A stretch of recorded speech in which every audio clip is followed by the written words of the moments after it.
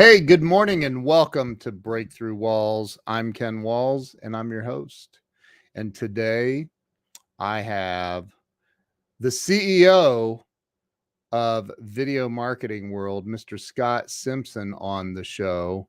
You guys are going to love this guy's story. You're going to love everything about him. So do yourself, your friends, your family, and me a favor and go ahead and share this video out to everybody you know, because this is going to be a life-changing interview.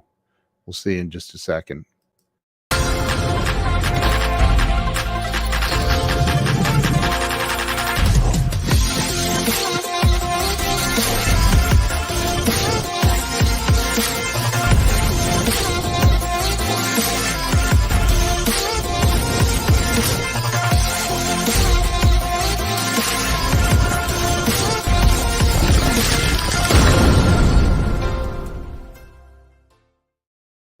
And we are back. Let me bring Scott on. Scott, welcome to the show. Hey, Ken. Thanks for having me on your show. I'm excited to be here.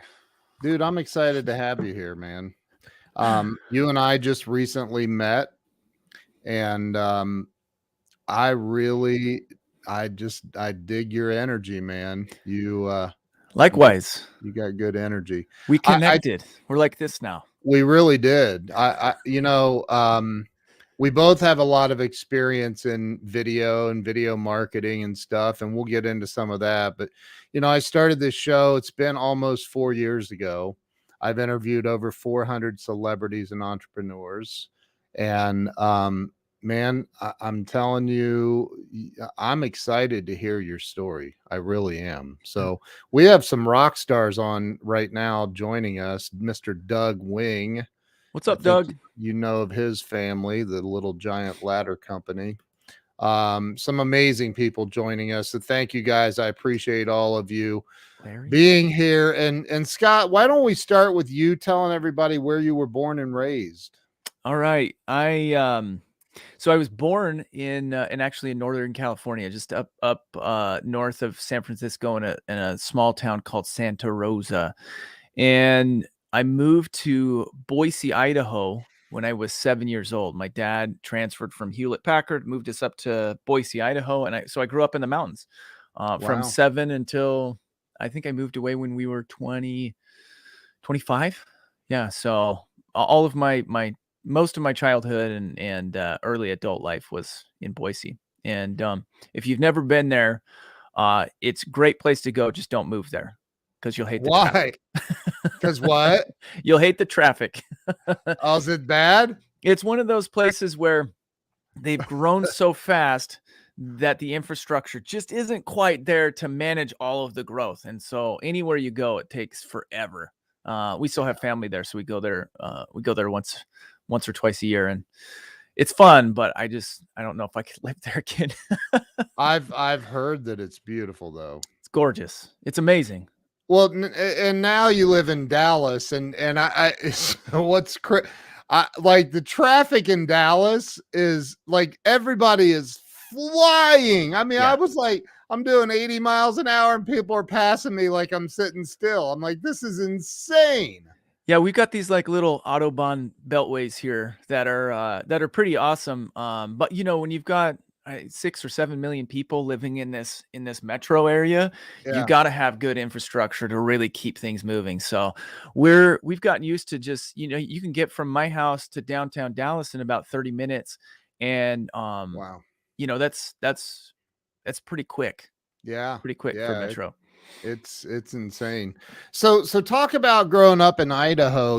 I think that, I always find it interesting. I think that childhood, there's always an event or series of events or a person or maybe more than one person that kind of that shapes or shifts the direction that we end up taking as an adult. Does anything come to mind when I say that? So my entire adulthood was shaped by my teenage years. And so my parents my mom and my dad were divorced when I was young, really young. And so there was, I grew up in Boise, but I'd visit my dad in California, and we go back and forth. When I was a teenager, I think that kind of took a toll on me, and I looked for attention in places that, weren't very good to look for attention in.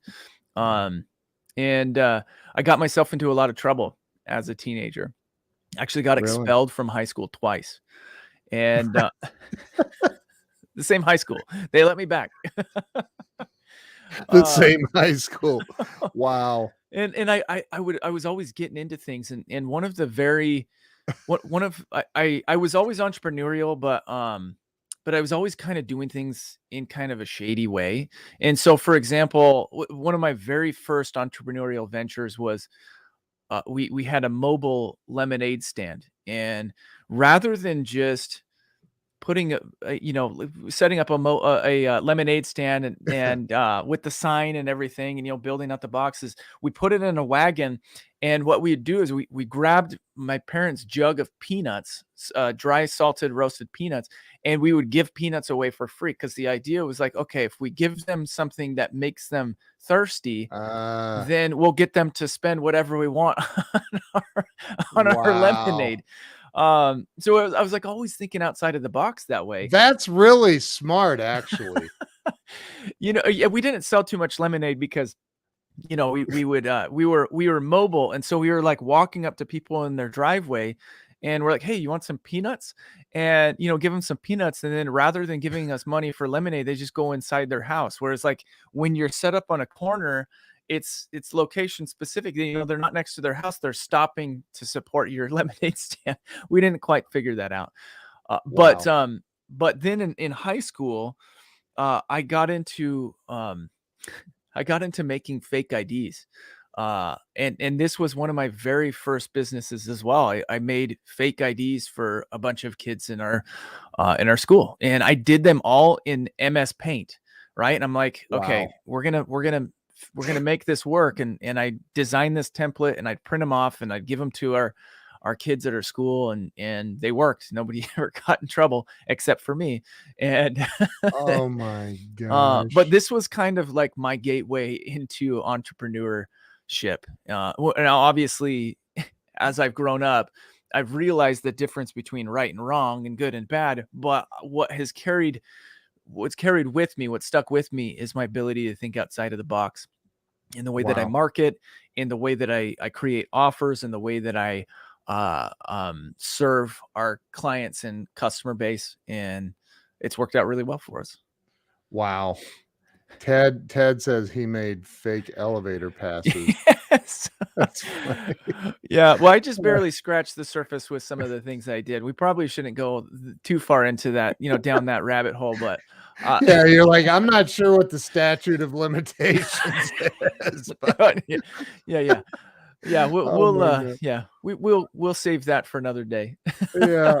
Look, Joe's already I mean, you're the CEO of video marketing world. I hope your lighting's on point. That's right. Yeah, I had to go all out just so that way people think that I know what I'm talking about. So.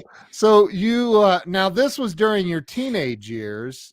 Mhm. Um did you and with the fake IDs, I mean, are you talking like fake driver's licenses? Yeah, yeah. Oh, dude. Yeah, it was mostly so kids in our class could get into bars and get Wow. cigarettes Wow. as juniors and seniors in high school. And this is in Boise. Yes. Yeah. Okay. So wow. Uh, So you got in did you get like law enforcement in trouble or school specific in trouble? A little bit both. Yeah, I had to go to court. And I remember when I was in front of the judge, he was holding up these IDs, and he's like, young man, these are really good. He's like, these are really good. You need to be taking that talent and doing something else with it. And I took Wow. that to heart. And now I consider myself one of the best thumbnail designers for YouTube thumbnails in the world. Yeah. But it all kind of stemmed from my ability to really like think creatively outside of the box, Yeah. all starting with fake IDs. Wow. That's incredible, man. Yeah. So when, um, so we'll talk about what you look, And I thank don't condone that. I don't I condone that to any kids who are watching this. thank you, If there Your are Honor. any Now teenagers. I make fake Oh passports. my goodness. Yeah, yeah, no joke. So you took that and what did you do from there? I mean, so you got in trouble. I can relate. I may or may not have stood in front of a juvenile judge or two or Several. maybe three. But so you took that and what did you do with it from there? Did you end up going to college? I went to college. I actually went to college on a pre-dental track because I thought, I want to I want to get I want to be successful, and dentistry seemed like one of those things where it was like, okay, you can have a normal job and make a higher level of income as a dentist. So I went to Boise State University, um, and was on their pre-dental track. And then 2 years in, I just decided, this isn't for me. And I really liked entrepreneurship, and my wife and I were married at that time. And I thought, well, maybe we can just start a business and go from there. And we did. And we actually started 7 businesses over the course of our first 7 years being married. Every single one of those was a complete and utter failure. But what we learned from each of those failures has taken us to where we are today. And there Right. were lessons, and I made a Facebook post about it a couple of years ago. There were lessons from every single one of those business failures that we now have incorporated into our business model today, because we know all the things not to do. And so it was like, eventually it's just a matter of time before you figure out what to do, because all of the things not to do, you have already tried all those things, and Yeah. and they don't work. So you finally kind of get yourself to a place where you're doing things the right way and things start to work out for you. You know, I had the privilege to I mean, we hung out in Dallas. We went to Yeah. dinner with Glenn and Brad Leland, which was fun. Um, and I I'm not going to tell you to reveal your age to everybody, but I was like shocked actually at your age. I was shocked. I How still am. how old I am? Yeah. It's shocking. Because you definitely don't look your age at all. You look like you're maybe 29 or 30. No, I appreciate that. Yeah, I'm 37. And I get that quite often, but I hang out. I've got 4 kids. They keep me young. My oldest is almost 16, and she keeps me young. And I play ultimate frisbee every week with a bunch of kids. And so I'm constantly surrounded by kids, which really for them, they're like, man, this guy acts our exact age. So it's fun for them. And Yeah. for me, everybody's kind of like, what's this old guy hanging out with these teenagers for? But Yeah. but I have a good time. I've done a lot of church leadership with our youth, and Yeah. I get along. I feel I connect really well with the younger audience, and so I feel like it's that's that stage in life right now that I'm Yeah. at. But Yeah. I'm sure it's all going to catch up to me in the next few years. I'll probably start looking older. Do you say things like, "Oh, that was so cringe"? Cringe. So my kids, I say all the words my kids say. So they're always like, bruh. And I'm like, bruh. And so I call my daughters bro, because they call me bro, and my son call him bro. Everybody's bro in our house. I don't. My 11-year-old daughter calls me bro. Bro. Yeah. I'm like, "What? Don't call me bro. I'm your dad." But I know. so back to so how okay, so you went to college. Yep. Yeah. I went for 2 years. Okay. I ended up finishing. I was like, I'm going to leave school, but I'm not going to leave empty handed, because I spent all this money and got in all this debt. And so I finished my associate's degree, which really amounts to just about nothing nowadays. And then I was like, you know what? I'm jumping right into entrepreneurship. And our first business that we started was a company called griphealth.com. And I have no idea if it's even a thing anymore. I haven't looked in it in years, but griphealth.com. And our goal was to sell vitamins and supplements from this website and fulfill orders all over our neighborhood.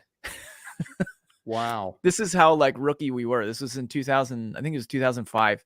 And I'm like, okay, we're going to start a website.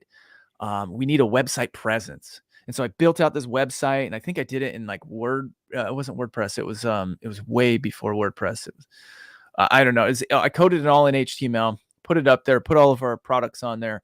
And I was like, all right, we're launching today. Here we go. And I hit the launch button and crickets. Like nobody ordered anything, obviously, because we didn't have a marketing plan. Right. And so I threw this website up there thinking like, if it's on the internet, it's going to work because it's the internet, the World Wide Web. And so nobody bought. And so what we ended up doing was paying some kids, some neighbors, $20 to just take flyers to everybody in our neighborhood. And I was like, what is the purpose of a website if we're just sending flyers to everybody in our neighborhood?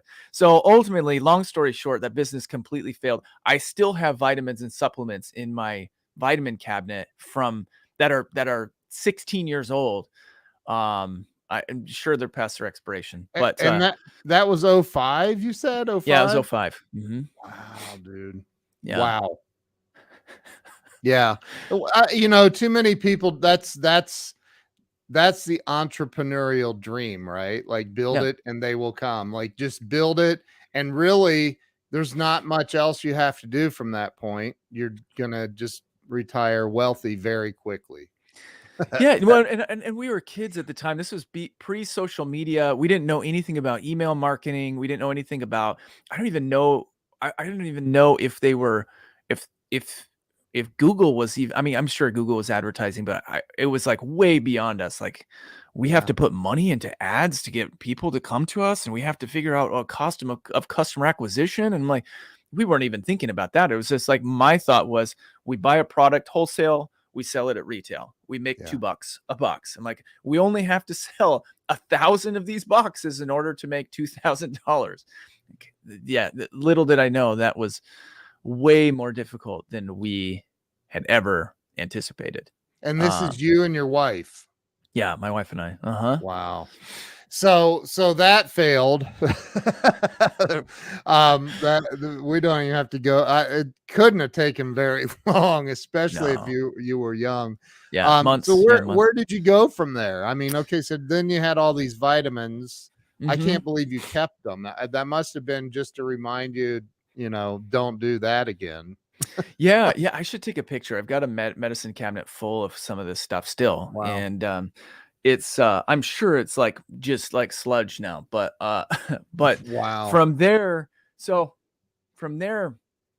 I was in my early 20s. My wife and I got married when we were 20 years old, so we were just babies when we got married. Wow. And from there I started working in insurance. I got a real job, started working as an insurance agent. And I used the insurance agency to help me just to cover our bills while I worked on other ventures. And so we were in, I had a company that was called Boise Equity Solutions, where I would go and talk to struggling homeowners and try and get them to sell us our house at a discount, their house at a discount, so we could turn and flip it. I was working for a real estate agent.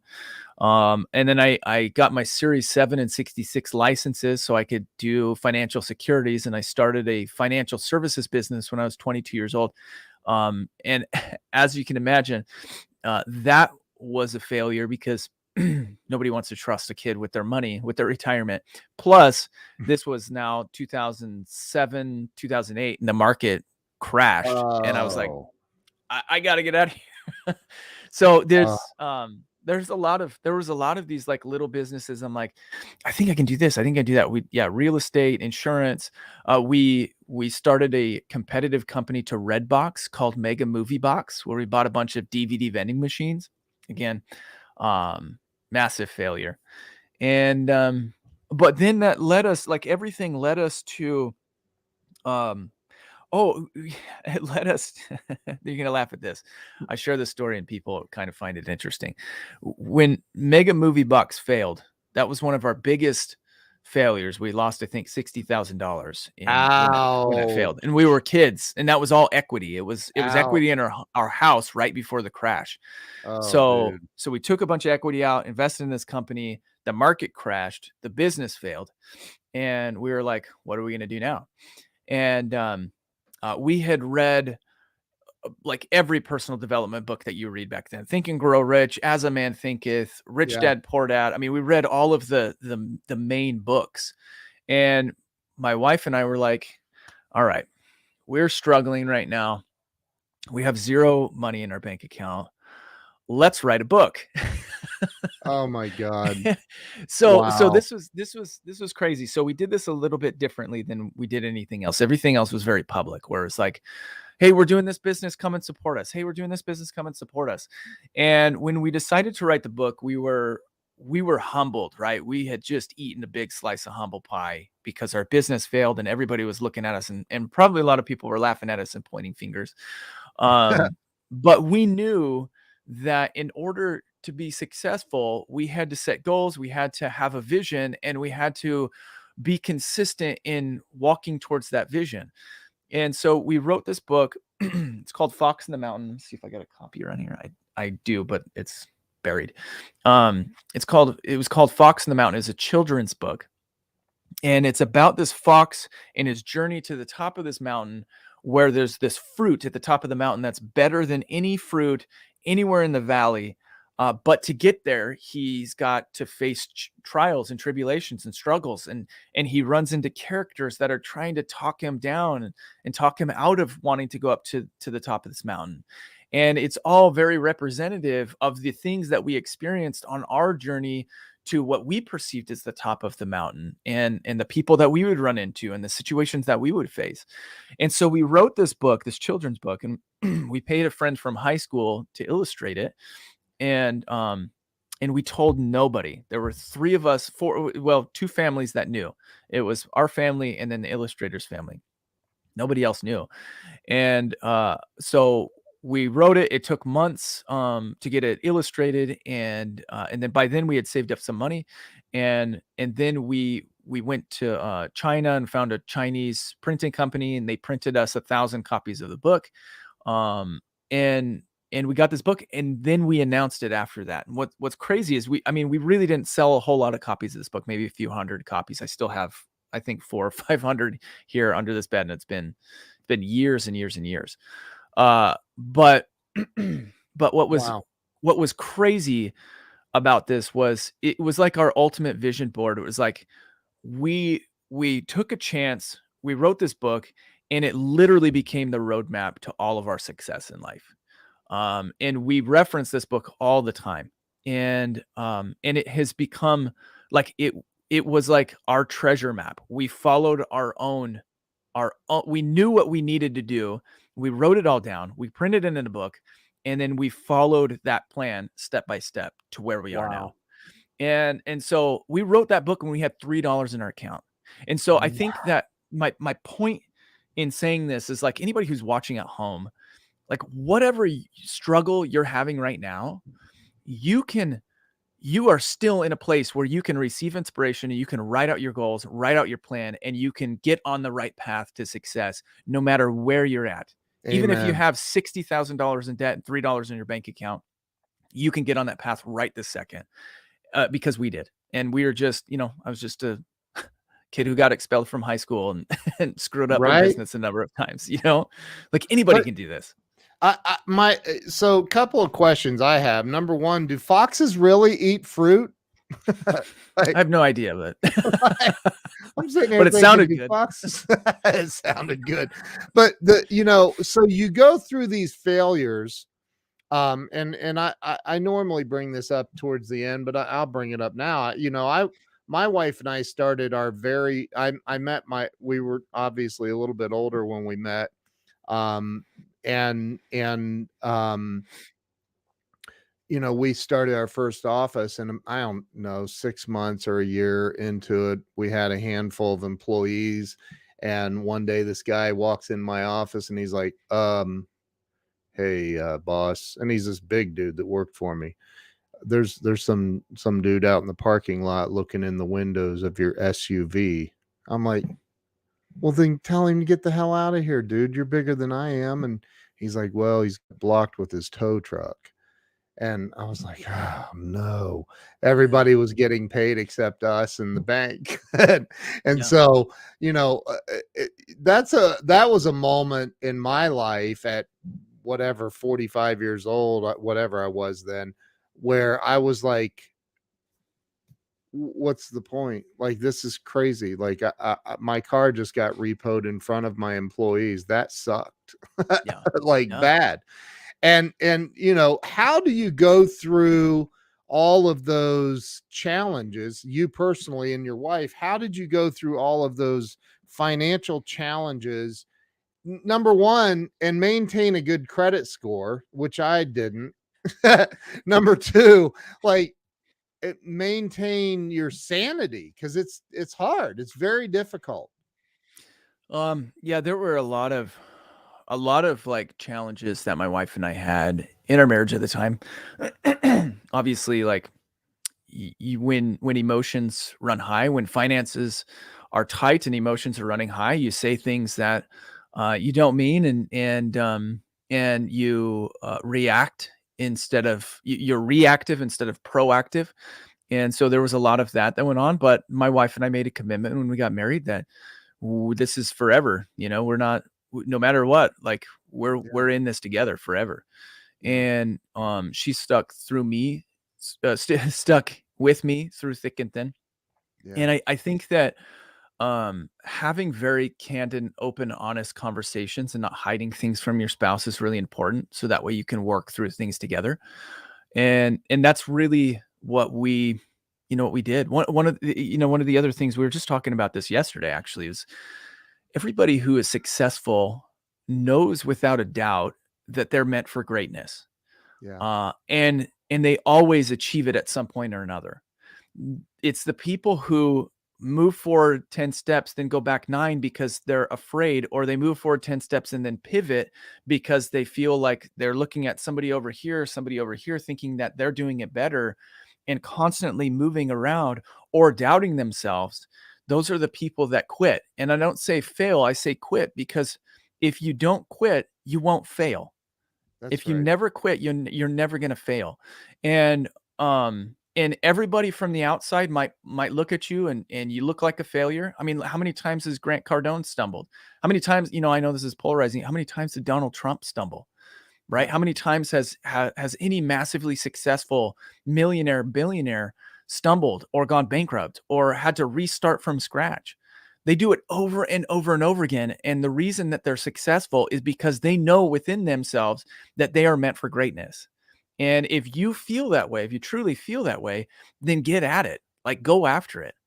And if you don't feel that way, then work on doing the things to change your mind so that way you do feel that way. Because no matter what industry you're in, whether it's real estate or just changing tires, right? You can be a mega millionaire as a tire changer. Like like it's possible. You just have to think right. And Yep. if you think right, then you'll get on that path eventually. I last night logged into Cardone University grants thing, and that I pay for every month, and I was at the 2019 growth conference that Grant had, and he had Steve Harvey there. And Steve Harvey, there was not a dry eye in the audience. Not it was unbelievable. He Yeah. talked about how he lived in his car for 3 years. Yeah. The dude's worth over 200-300 million dollars now, right? Hmm. He flies private, period. He doesn't fly any other way. Yeah. Like, you Yeah. know, and but you know, he told this story about if you put enough, passion into it, like you really love what you do, and he talked about a guy in Cleveland where he grew up that cuts grass and Yeah. makes $4 million a year Yep. cutting Yep. grass. So it's like there's no excuse. So I love that answer. My wife is on here, by the way. Oh, um nice. yeah, so Scott, eventually I want to get to the fun stuff, because it's literally after my heart, man.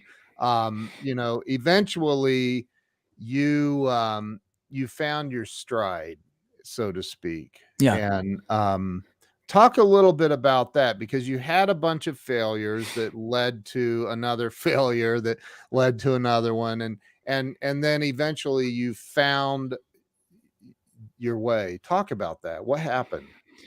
Um, so there's a thing, that I think of as the power of consistency. If Mm, you're consistent in what you do for long enough, you'll become the expert of that thing. And then you can market yourself in a completely different way than you can when you're just starting something. And this is one of those things that I think like every real estate agent should hear. Because there's a lot of real estate agents that are brand new in the real estate industry, and they're trying to market themselves as an expert, and they're not quite there yet. yeah, And so whereas like there are people who have been working in the industry for 10, 15, maybe even 5 years, and they develop a knack for working with a specific type of client. And a lot of times those people who are massively successful will zero in on one category, one niche, right? yeah, And yeah, they will become the master of that niche. There's power in being the brain surgeon of your industry. Like you think about a brain surgeon versus a general practitioner. They both go to medical school. One just stays in residency longer. The person who stays in residency longer, the brain surgeon, ends up making 10 to 15 times the amount as the general practitioner, because they are the expert of that industry yep, and or of that field. And so what I'd say to anybody who's thinking about wanting to take their business to the next level or really wanting to be successful, it's like zero in on that niche and hyper focus on that very specific niche and serve a very specific audience. yeah. The more specific you go, the higher you can charge, because you're the master of that category.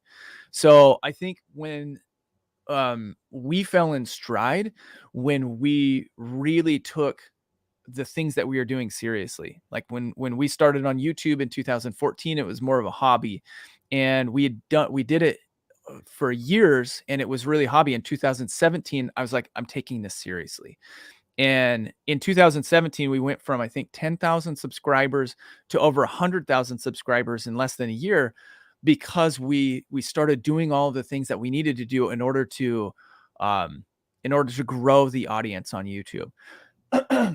And then as soon as we were looked at as an experts on YouTube, every door possible just started opening up. Now we get calls, it's like Alex Hermosi. I get introduced to Alex Hermosi when he had 5,000 subscribers, and we just broke 200,000 subscribers on his YouTube channel in like Wow, 8 months. Um, wow. and then that opens more doors and you get more connections.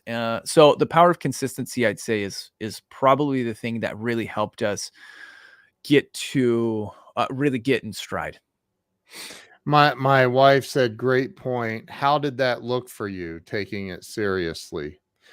The Yeah, So I think that when you do something as a hobby, you are are are you're all right. You're telling yourself you're all right if you just take things in stride and learn as you go. And that's great. And that's fine. Like if you have no desire to turn your hobby into a career, or to turn it into $1 million, that's totally fine.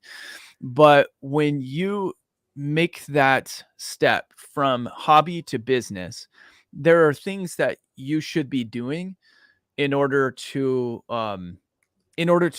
take that in order to take it seriously. So like for number one, we started networking with people who were other YouTubers and started doing more collaborations with people. So that way we could learn from them. They could learn from us. We could work together and start creating content together. We started building out a business and taking our taxes seriously, or the business side of things seriously. So that way we could have more tax write-offs. We started reading our analytics differently. So that way we could know what our metrics told us about our audience and about our content, so that we can make micro changes in our content to keep people on our videos for longer, or to get them to watch one video and then immediately watch another one and another one and another one after that. So there were a lot of things. I think we just studied our category a bit more and made it more of a I guess made it more of a business than a hobby. Does that make sense? So yeah, absolutely it does. And so you took, I mean, there, how do I word this? There are a lot of people that would love to take YouTube seriously, right? And develop a huge following. I told you, I know people, you know people, I know people with millions and millions of followers on YouTube that are making millions and millions a year off of those subscribers from the YouTube ads. There's a lot of people. For somebody that says, all right, I'm the you probably know about the woman in Mexico, do you know about the old grandma in Mexico that just started cooking on the stone oven? And yeah, I think it's yeah, oh my gosh, I know. I talk about it all the time. I can't think of the name right now, though. I don't speak Spanish, but I love watching this old lady cook, man. It's phenomenal. And she has millions of followers on YouTube. And it was just one day she was like, let's just start cooking. And I think it was her granddaughter that encouraged her to do it. And so, there are people that, and my dear friend, Jamie Green, just jumped on here, and she's like, I know her. She's the solar queen in California. And she's, really worked on growing her YouTube channel and get to the 1,000, that magical number they give you where you can start monetizing and stuff. But what's the first step you would tell somebody they need to take if they really want to start taking YouTube seriously and building something with it? The first step is to plan for the long haul, because YouTube is a marathon. And it takes months and months and months, even if you're doing things perfectly right. The Hispanic lady who cooks, she's an outlier. Like you don't get on YouTube and in 2 days have 100,000 subscribers. That's a complete outlier. What the typical journey looks like is you get on YouTube, you figure out how to shoot, then you start creating content, and then you find your audience, but then you kind of move with your audience. So if they have questions, you make content on that. It's very community oriented. And if you work with your community, the faster you'll grow. So if you build relationships with your community, the faster things will move. But YouTube it's a long haul. You got to settle in. And if you don't have a plan in place ahead of time, it'll take even longer, because that's where you look to the left, you look to the right, you see what they're doing and what they're doing, and you start emulating them. It's, if you can be authentic and find your own voice, then YouTube will grow faster as well. So when you took it serious, what kind of a YouTube channel did you have? Like mechanics, how to fix a carburetor, or? No. So our channel was a family vlog. It was a family channel, and we started as personal development channel, and then we're like, let's incorporate the rest of the family, and then just show people how we live, so that way we can live by example, and they can learn by the things that we're doing and how we're talking to our kids, and the discussions and conversations that my wife and I are having about success and things like that, and so we brought our kids in, and then we would travel and we do all sorts of fun stuff together. But what I really discovered was that for a number of years, our channel had become kind of a copycat of what other people were doing. And myself, like whenever I get on video, I'd act completely different than I normally do as an authentic, as authentic Scott. I would turn on, YouTube Scott, and it just became very inauthentic. If you watch some of our early stuff, it's not me at all. I just acted that way because I thought that's how you had to act on YouTube.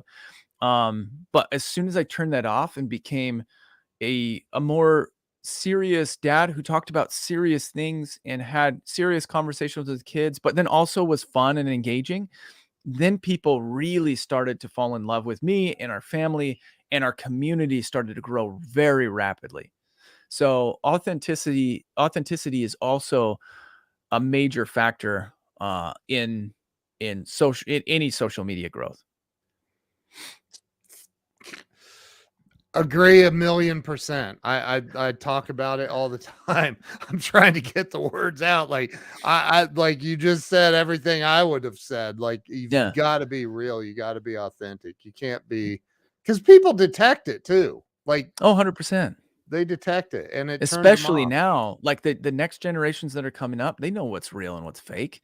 Yep. And they're calling it out like crazy. And what's fascinating is that and I draw this comparison all the time. You've got Maybelline New York is a company, it's a sub company of L'Oreal, and L'Oreal is $1 billion company.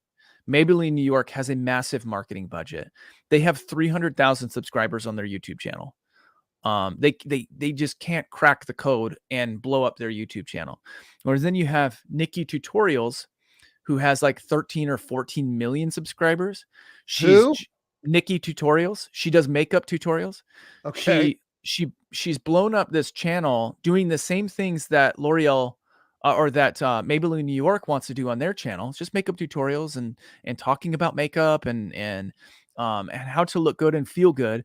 But she's an authentic human, and she has 14 million subscribers versus 300,000 subscribers from Maybelline New York. That's the power of authenticity.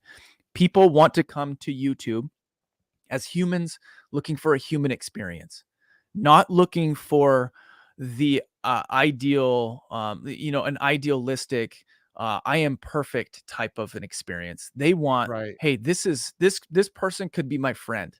And if you make them your friend on YouTube, you can explode a YouTube channel. And this is a perfect time to take a break for our sponsor, Maybelline of New York. Get that money. Yeah, I'm just kidding. But it's so true. And I see, I analyze business Facebook pages often. And I see, I'll bring up one, Kohl's, multi-billion-dollar corporation, and their Facebook presence sucks. It's really, really bad. And I think they leave it up to each individual store manager to manage their pages.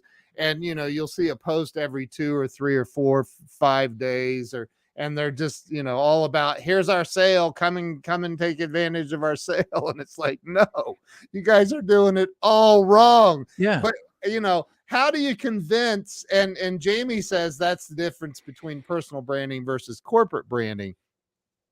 How would you, if you were sitting in front of the CEO of Maybelline, what would you say to him or her or whoever it is? What would you say, like, to wake them up? Well, have you ever seen Wendy's Twitter account? You ever follow Wendy's on Twitter? No. You need to follow them. They're headquartered here. They do social media right. At least on Twitter. Oh my gosh. Yeah, they're hilarious. They're great. And they build a conversation, they build a community, people rally behind them. They roast people all the time. And they roast their competitor. They roast McDonald's, they roast Burger King. It's very like meme, it's like a meme oriented type of content, but they crush it. That's what I would point to. That's what I'd say. I'd say you need to build a relationship with your audience, and you got to stop hiding behind a logo. You need to have one spokesperson who is raw, real, and human, not somebody reading off a teleprompter, not somebody who's memorized lines, but somebody who can be the spokesperson for your YouTube channel and engage a community. Otherwise, you're just going to be creating more noise and not bringing anything back to you. That's Allstate was another one they've got a really small YouTube channel. And it's mostly just them sharing their ads, right? It's like, no, have somebody who's creating content, sharing, interviewing people who were in car accidents and how grateful they were that Allstate was there, or somebody who had storm damage, but it's like, have one host that can be real and raw and authentic, and who is taking control of this corporate brand. And that's what I think most corporations are deathly afraid of, is giving that amount of control over to somebody who is too authentic. Which is insane, because it's the exact opposite would happen for them. Like Shaka says, Wendy's. He said Wendy's is awesome on Twitter. They're the 50 Cent of restaurants on social media. Yeah, they're incredible. They're incredible. I gotta check that out. And they're right here. They're headquartered here in Columbus. So you're saying that. Is there a line though that they could cross and take it too far on YouTube? You mean like with authenticity? Yeah. Oh yeah. There are people that are way too authentic on YouTube where you're just like, what are you doing to yourself? Right. Like I remember when we were first when we were really starting to figure it out on YouTube, and when we had some other acquaintances that were also doing the same stuff, same type of content, and we started to grow and they didn't.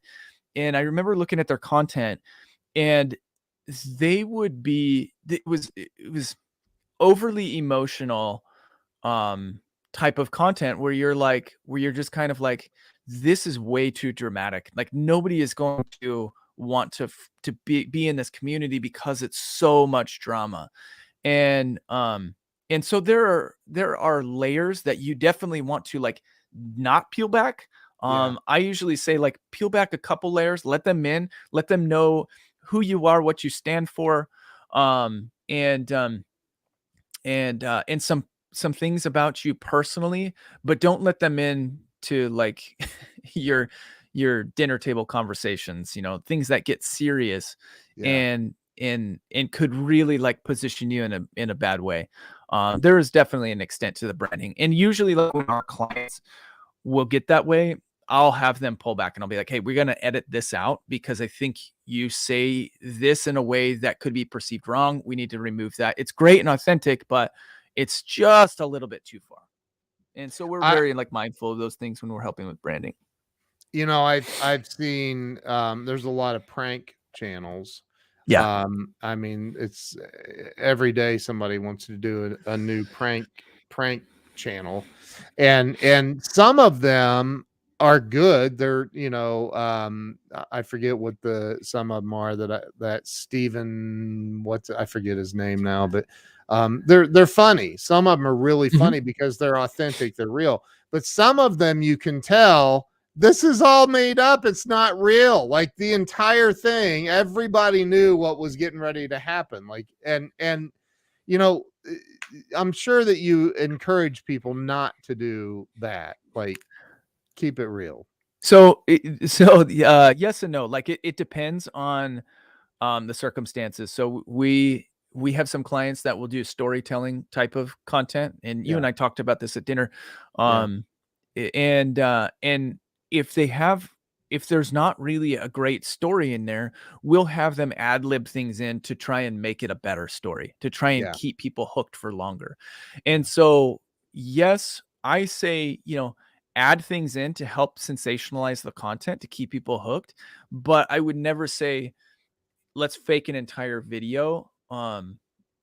There's a market for that. I mean, that's just fictional content. It's just like what you see on television. There are people who just make up stuff and for entertainment value, and that's totally fine. But I think that when you're trying to build an authentic brand, it's really easy to get called if you fake something, you will be called out, and it's easy to cross that line Yeah. and then have people lose the trust. We Yeah. work with business owners, and so the know, like, and trust factor is extremely important to our people. And if you fake something that looks weird, you can lose that instantly, and it takes a long time to get that credibility back. Yep. I totally agree. Totally agree. So you went into this you got serious in 2017 with your YouTube channel. Where are things now? What are you doing now? So we were full-time YouTubers from 2017 to 2019, and then YouTube had what was called Admageddon. Yeah. And so YouTube, for any content that was questionable, even if it wasn't questionable, if they were is in a category that was questionable, then they pulled the revenue from that or made it really difficult to monetize that content. Yeah. And so we went from, making X amount of money to about 10% of X amount of money, all in the span of a couple of months. And my Wow. wife and I, at that point, that was all that we are doing. And so we're like, hey, if we want to continue growing, then let's go back to our roots and get back into business, get back into the books, and start working with business owners and teaching them how to use YouTube to grow their business. So we bought Video Marketing World, or we bought a percentage of Video Marketing World in 2019. We ran the conference in 2019. It was incredible. And then we just developed our YouTube agency from there. And now we work with some of the biggest some of the biggest influencers in the world, helping them build their brand on YouTube. And it's been incredible. That's awesome, dude. That's so Yeah. awesome. So and for anybody that would want to reach out to you and talk to you about, working with you, is that through this graffiti.com? Yeah, so this is our agency. This is our YouTube agency, graffiti.com. You can go Yeah. there and fill out the form, or you can just DM me on Instagram or Facebook. My Facebook or my Instagram is I am Scott Simson, and that's Simpson without a P. So they can find me, or they can just email me at scott@graffiti.com. Yeah. So Scott, let me ask you, and this is, your based on your opinion. Now the number one, I ask everybody this question. The number one answer is fear. So you have to do better than that. Okay. Um, so what do you think stops people from experiencing, number one, real financial success? And number two, this is the same question, but experiencing freedom and real happiness in life. And I do think they're related. I think because I've been broke and I've been wealthy, and wealthy's better. So talk about what you think is stopping most people from really making it in life. I think it's it's belief in themselves. Over fear. I think that it's self-doubt that holds everybody back. And comfort. Like, comfort holds people, like, comfort is so um it's such a powerful tool, or a powerful motivating factor, is Yeah. stepping outside of the comfort zone. It's like, as soon as you do that and you start taking some risks, that's when this tidal wave of doubt comes in. Doubting your abilities, doubting the market, doubting um what you're capable of. I think that um personal belief is such a incredible tool that we should be focusing on teaching our next generation of children, is how to believe in themselves, and not necessarily have to believe in a system, right? Because it's like, you think about it, Yeah. from the day that kids are born, or the day they enter daycare or whatever, it's they have belief in, they take comfort in a system, whether that's daycare, then it's elementary school, then it's high school, and it's getting good grades, right? It's like, what does a good grade actually teach you? What does that actually do for you in life? I got C's and D's, and we're massively successful. And I know a lot of people who went to incredible schools and got A's, straight A's, and honor roll and dean's list, and they're not really doing a whole lot of anything.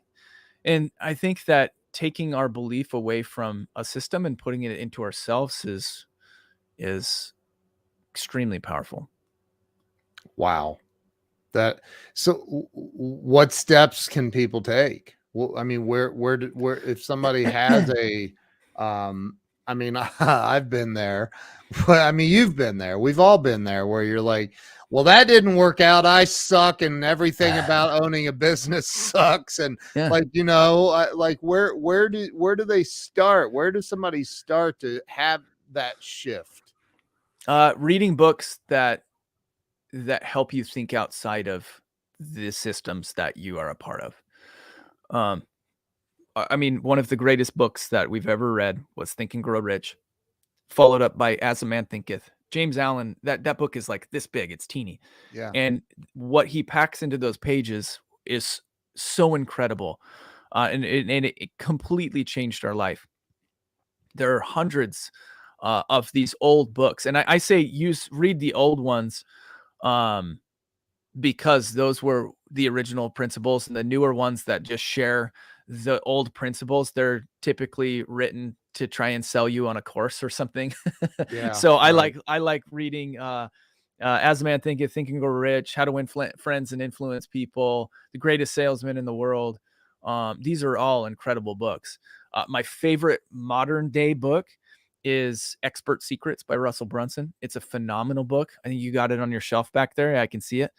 Yep, Incredible. Yeah, incredible. it But I is. would say working on changing the way that you think is step number one. If you don't change the way that you think, then you're always going to fall back to Yep. the belief systems and thoughts that you have always had. So changing the way that you think is step number one, and surrounding yourself with people that think the way that you want to think is step number two. That's harder to do because you have to be able to offer them something for people who are more successful than you to want to hang out with you. But surrounding yourself with people who are high achievers is another thing. In eliminating things, people, sources of news, anything in your life that drags you back down to your comfort zone or to the systems that you're trying to break free from, just getting rid of those in your life. That's really hard. That's really hard. Totally agree, man. Totally agree with you. That's awesome. So,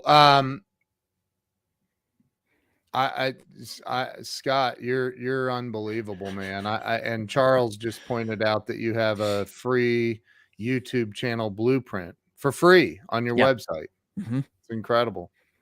Yeah, that's good And too. It's like 55 pages, and it's like solid. It's got really great tips and advice. that's awesome, dude. I think that everybody on here should definitely go follow Scott on social media everywhere. And reach out to Scott. Like he knows what he's talking about. And obviously, Scott, you rock, dude. Thank you. I appreciate you coming on and sharing your wisdom with everyone. Yeah, thanks, man. I appreciate the opportunity. I always love doing stuff like this and sharing some of the things that I've learned. It's hopefully my goal is that through my story that maybe somebody will have an epiphany and be like, "Oh, that's what I need to do in order to get to that next level." So, hopefully we had somebody here today who can say that. And it's not, YouTube's not the only avenue, right? Like this is what you're talking about can be applied to Marketing. multiple areas of life. It's just it's just marketing, and everything is marketing.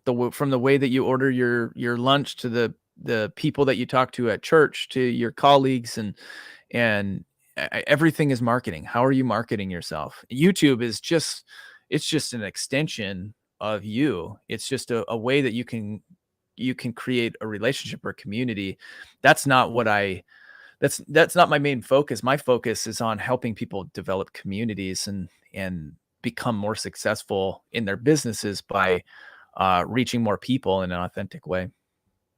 Amen. Amen. What's your YouTube channel called? It's Scott and Camber. Camber is amber with a C in front of it. Camber.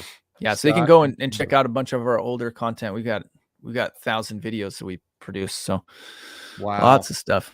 That's awesome. Thank you so much. My wife said you definitely help more than one for sure. So thank you for being here.